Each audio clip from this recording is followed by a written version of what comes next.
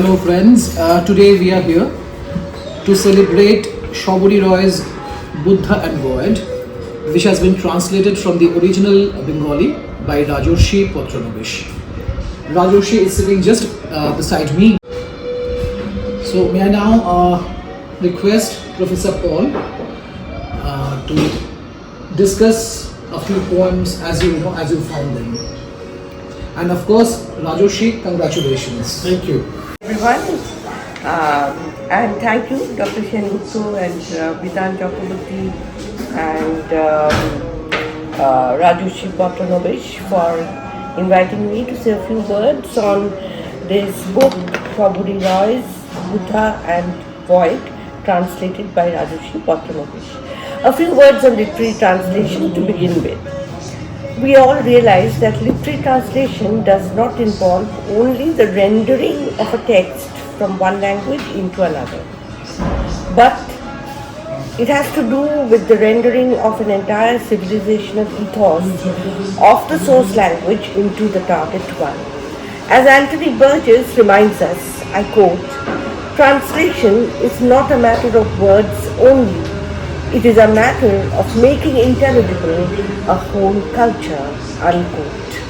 So we are dealing here with not just with language, but with an entire ethos, an entire cultural tradition. Now, following author Vivek Shanbag, I would like to go beyond that and suggest that translators translate not only words and cultures, but also silences, all those things that remain unsaid in a text. Shanbag says, I quote, "The essence of translation lies in taking what is unsaid in a work from one language to another." And we all realize that it is a difficult task, to be able to transpose not only language but also silences from one text into another.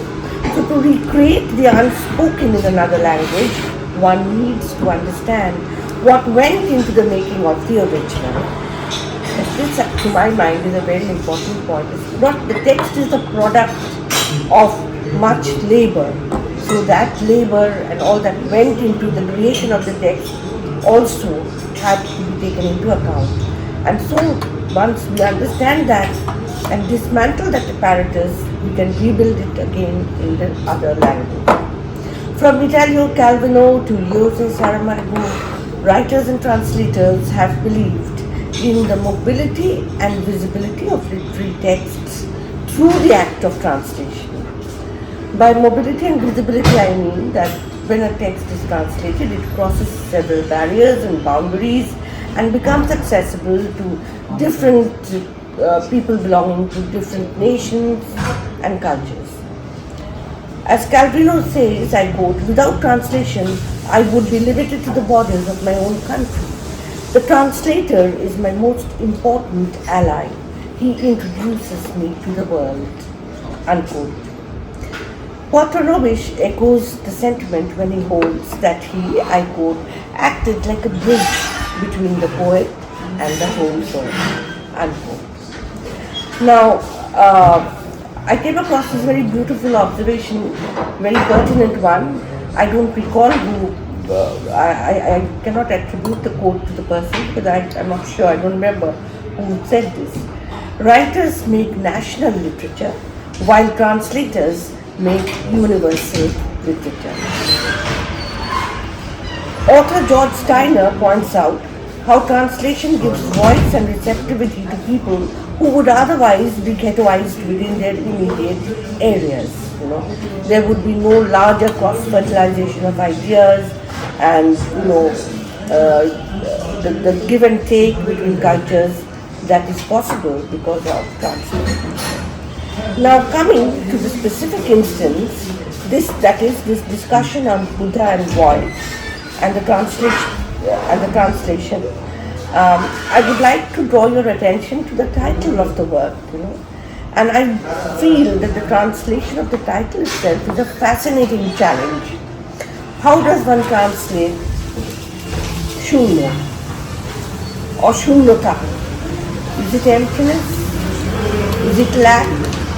Nothingness? Zero? Or void? Sometimes, when we are searching for an equivalent word in a different language, we have to go by our gut feeling or by our instinct as we search, for that particular word which is supposed to belong right there. In this context, Günter Grass captures the paradox about translation beautifully through his perceptive observation, and I quote, "Translation is that which transforms everything so that nothing changes." Translation is that which transforms everything so that nothing changes, unquote. Now, I believe, and I'm sure you will agree, much about a translation depends on the nature and quality of the source text. In this case, the editor, Dr. Kiriti Sengupta's description of the original work by Sabari as being informed with, I quote, "quiescent intricacies and profundity," unquote, speaks volumes about the difficulties that lay ahead for the translator. Certain lines burn a hole in the consciousness. And here, if you will kindly bear with me, I would like to read a couple of lines from the poem number 6. Man doesn't need to know the airport where Siddhartha loses his luggage of desire. He does not have clothes to change. The lost box had all the sickness, suffering, and death. I move on to another poem.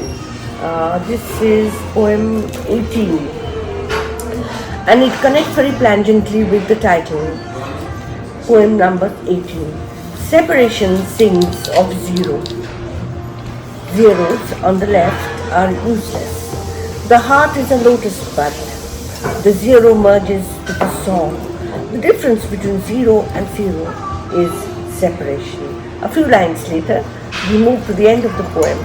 Zero is an excuse, directionless, aimless, bubbles of void, complete the zero. And this is what I mean, that these lines burn a hole in the consciousness. In certain poems, we have this very pithy evocation of certain experiences. In poem 4, for instance, the lines, I quote, "The entire day is left for the moon to rise," evoke with singular calmness the notion of waiting that is central to Buddhist thought. The treasure of this particular work, of this translation, lies in the simplicity of its language as it seeks to grasp the complexities through the use of an innocent, almost childlike diction. Take, for instance, poem number 5. I quote, "There is nothing I can give you from this heavy bag." As he stretched his hands towards me, I felt void. The purity of the original seems to have been captured here.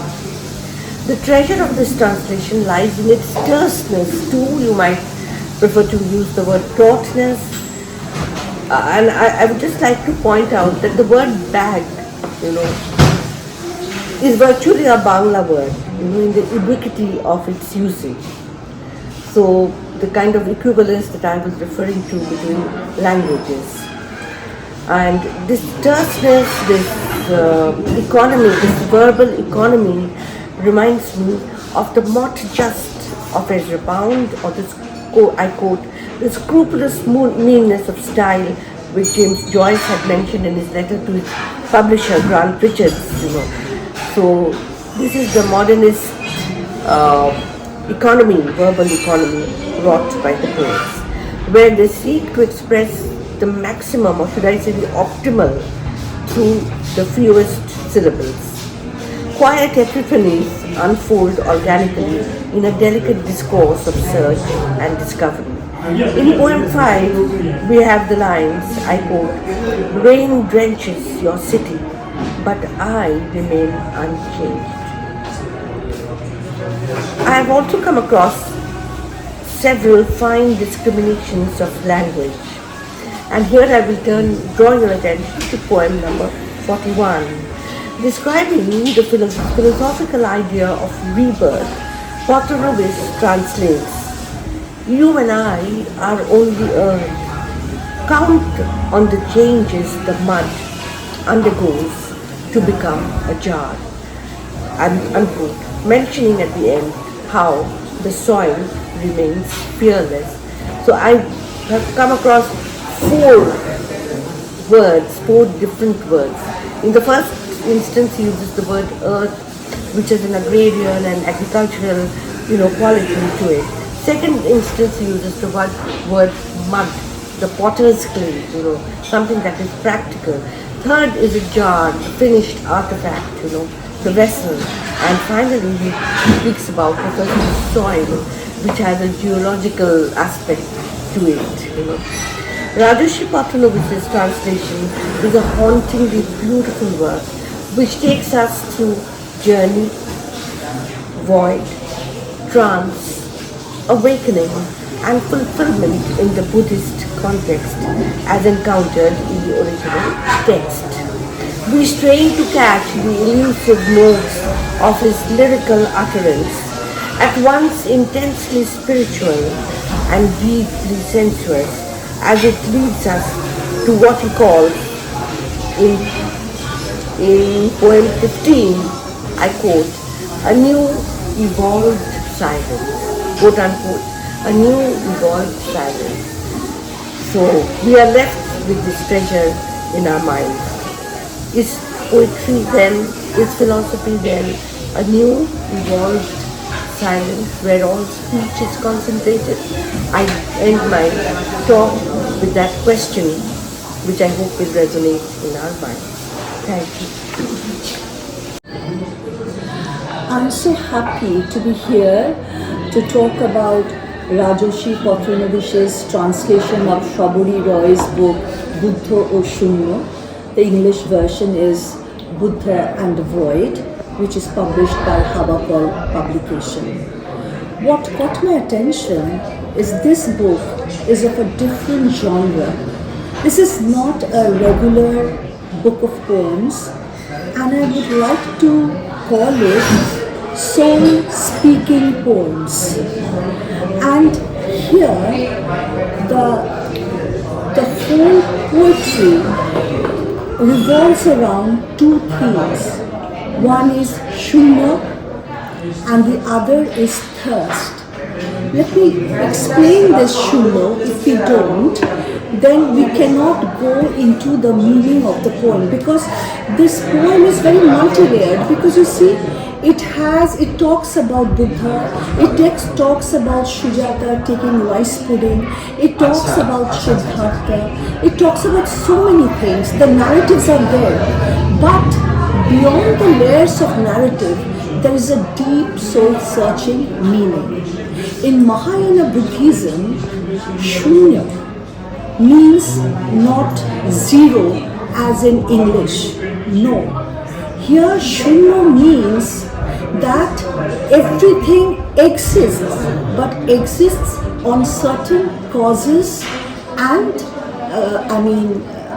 on certain causes, which is hetu pratyay. And so that's why the causes changes, so everything is not fixed, and also it is impermanence.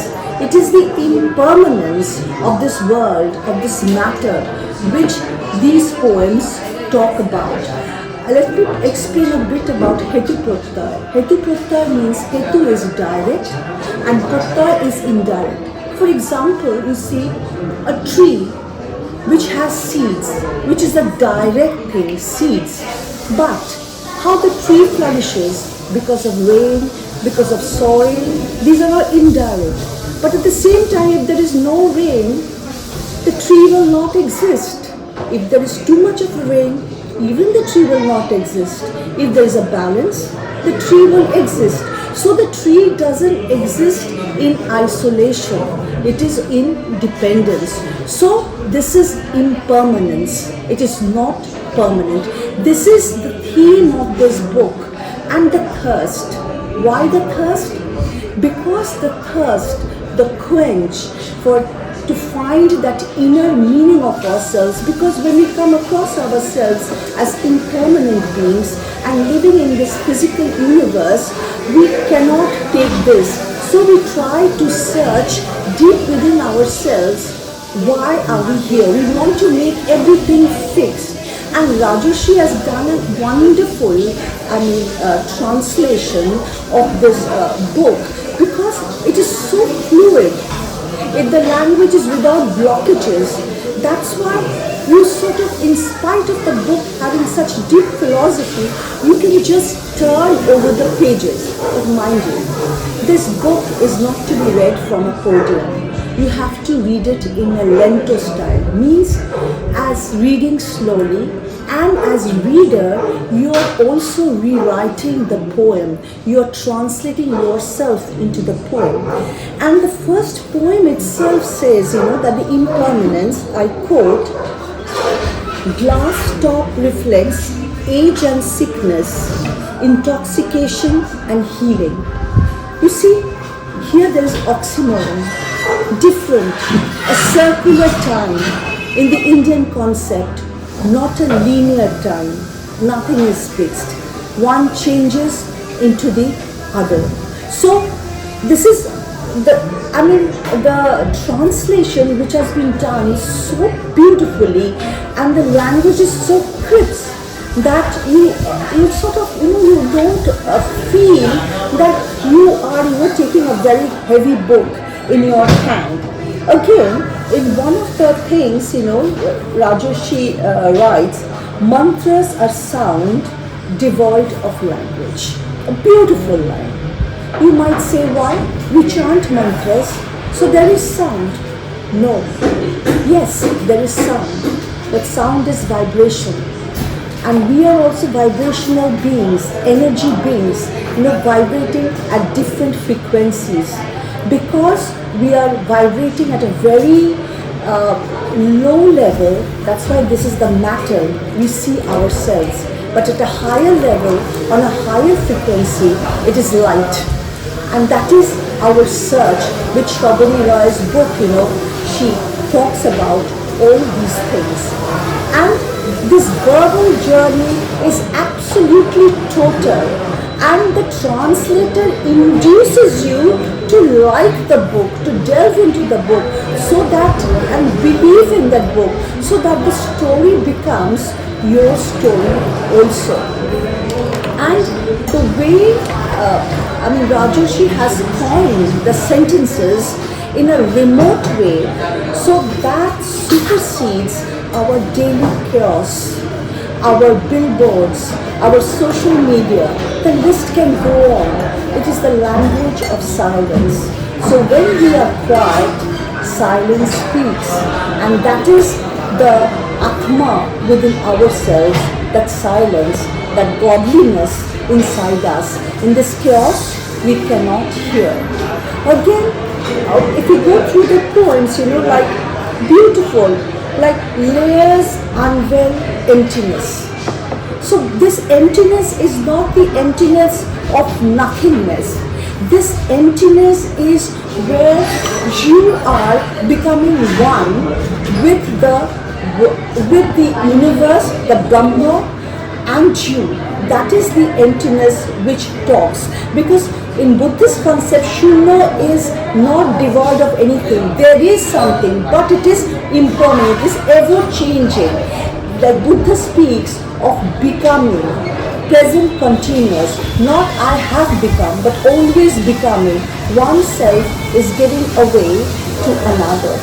And then, like Rajorshi, the obscure nature of the poems, and also the remoteness of those poems and the opaqueness of the poems are beautifully coined by Rajorshi's language, which is, it's sort of, his vocabulary is very simple, but at the same time, the right words are placed in the right places to create that whole meaning, the whole sentence which pulls. And these poems, maybe there are so many poems, but each poem is sort of, there is there is a tie, there is a bonding of the poems which can be read as a whole poem, because this poem is a journey to seek, to search, no destination. And Rajorshi's poems, his translations invite the reader to sort of delve into oneself, to seek this journey, to crawl, to get up, to find again his bearings. So this book is like a tree which may conceive a forest, an invitation to find your inner eye, that inner being, to liberate. And so like Sabari Roy's poems, I don't know the Bengali version, but the English version of Rajorshi, which is so beautiful. I find Buddha tea, I drink it eating supper. So after supper means when the end of the day, you drink the Buddha tea. What is this Buddha tea? You drink in your own being. You try to find your own self. That is, it's so beautifully done, this translation. And it reminds me that it is like the Ariadne's clue. Like Ariadne had given a ball to Theseus so that the hero could find his way through the labyrinth of the Minotaur. And the Minotaur is our daily life, our chaos, our jealousies, our hatreds, through which we transcend to become a better version of ourselves. And this book is a lovely book, and Rajorshi has done a great job. And I also give thanks to the publishers, Hawakal, because because they have sort of ventured to bring out a book like this, which is at first glance, there have been a very difficult process for the translator to translate it. But ultimately, this book is a must for anyone who wants to seek happiness, inner peace. Thank you. That's it.